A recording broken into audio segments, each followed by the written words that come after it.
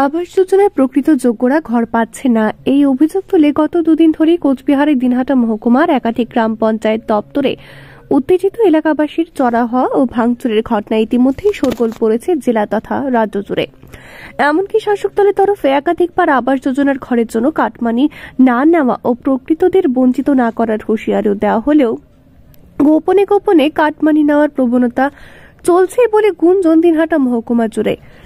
এর মধ্যেই সমীক্ষার পর আবাস যোজনায় নাম না থাকায় প্রশাসনের দ্বারস্থ হওয়ার পাশাপাশি মুখ্যমন্ত্রীকে এই বিষয়ে অভিযোগ জানানোর হুমকি দিলেন কোচবিহারের দিনহাটা 2 ব্লকের গোবরাছড়া নয়ারহাট গ্রাম পঞ্চায়েতের তুতিয়ার কুঠি এলাকার বাসিন্দা বিশেষভাবে সক্ষম যুবক আমিনুর হক। অসুস্থতাজনিত কারণে একটা পা হারিয়েছেন বহু বছর আগে। দুটো নরবরে ক্রাচই ভরসা বছর 40-এর আমিনুর হকের 2 শিশু সন্তান, স্ত্রী ও বৃদ্ধ বাবাকে নিয়ে একটিমাত্র নরবরে টিনের দোচালা ঘরে তার বসবাস।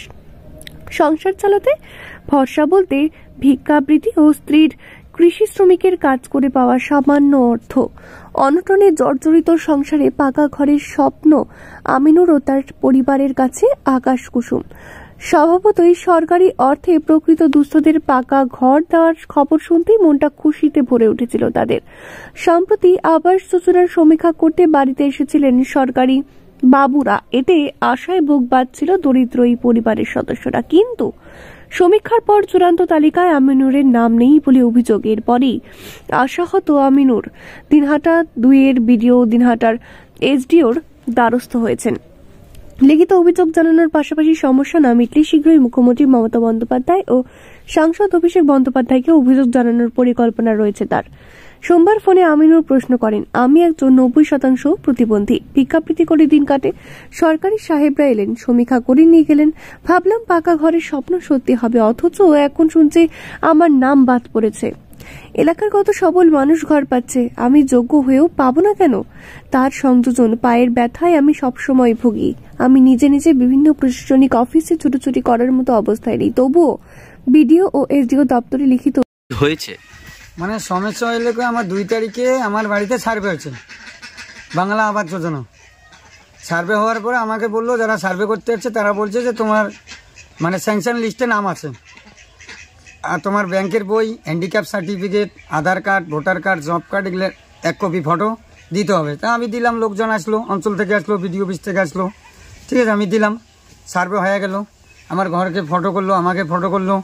দেখেন আপনি কি দেখতেই পাচ্ছেন আমার ভাঙাচুরা ঘর। কিন্তু হঠাৎ করে গত শুক্রবার, সেটা যেন কয় তারিখ ছিল আমার কাছে রিসিপ্টে আছে, আমি পঞ্চায়েত আমাকে ফোন করে বললো যে তোর ঘরের লিস্ট থেকে নাম কাটা গেছে, তাড়াতাড়ি একটা অ্যাপ্লিকেশন জমা করতে হবে বিডিও অফিসে। তখন আমি কি করলাম, ওটাকে ওই বিডিও অফিসে পঞ্চায়েতের বাড়িতে আইসে আমি একটা, আমার দাদা আছে ও তো লিখতে পারে, ওর কাছে আমি লিখে নিলাম। লিখে নেওয়ার পরে আমার সিগনেচার নিল দাদাটা, কয়টা বিডিও অফিসে পাঠাতে হবে। এই যে আপনাকে দেখাচ্ছি ডেটটা হলো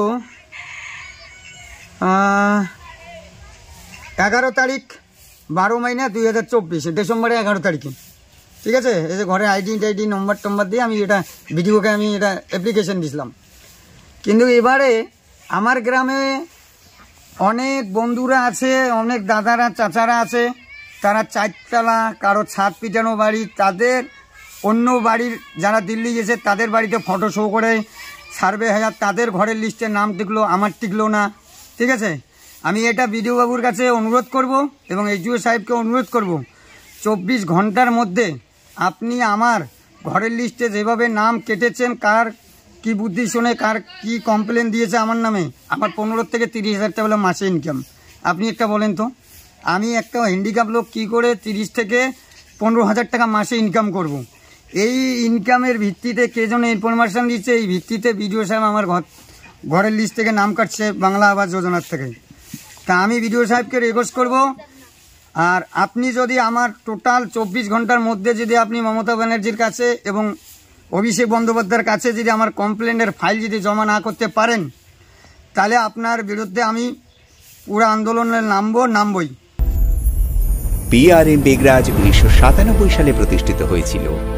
সবচেয়ে সাশ্রয়ী মূল্যের বাড়ি, উচ্চমানের বিলাসবহুল স্থাপনা ও মাইল ফলক তৈরি করে বাণিজ্যিক প্রকল্পগুলির মাধ্যমে আমরা আজীবনের আস্থা অর্জন করেছি এবং এর জন্য বিভিন্ন পুরস্কারও পেয়েছি।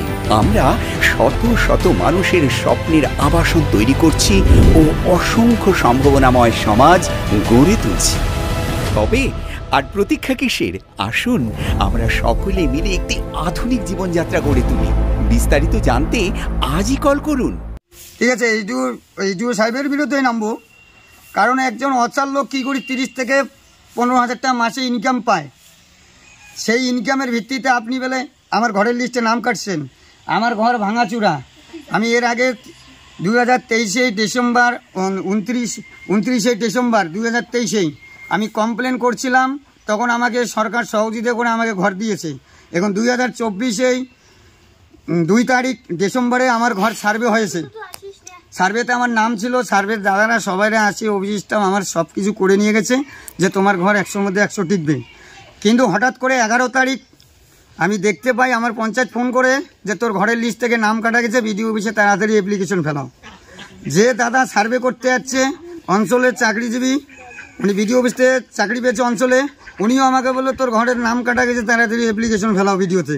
তা বিডিও সাহেবকে আমি অনুরোধ করব এবং এইচডিও সাহেবকে আমি অনুরোধ করব যে আমার ঘরের যেন পুনরায় আবার নাম তোলা হয়। হ্যাঁ, স্যাংশন লিস্টে আমার যেন নাম ছিল সেই প্রথম। আমার বাড়ি ঘর ভালো করে যাচাই করবা এবং আমি মুখ্যমন্ত্রীকে আশা করছি, ওনার কাছেও আমার খুব ভালো মুখ্যমন্ত্রী, উনি পশ্চিমবাংলার মধ্যে, আপনি নিজে এসে বা আপনার কোনো ডিএম সিএমকে এডিএমকে দিয়ে আমার ঘরটাকে পুরো তদন্ত করে, আমার গ্রামে এসে তদন্ত করে আমাকে ঘরটা পুনরায় দেওয়ার চেষ্টা করবেন। আপনার কাছে আমার এতটুকু অনুরোধ। আর আপনি যদি বিডিও সাহেবকে যদি কোনো না করেন, কমপ্লেন না করেন, তাহলে বিডিও সাহেব তো আসতে পারবে না। আপনার নাম? আমার নাম আমিনুর হক। কি গ্রাম এটা? আমার গ্রামের নাম তুতিয়ারকুটি, পোস্ট অফিস করলা, থানা সাহেবগঞ্জ। আর একটা বিষয় হলো, আমরা যারা হ্যান্ডিক্যাপ তারা ঘর পাচ্ছি না।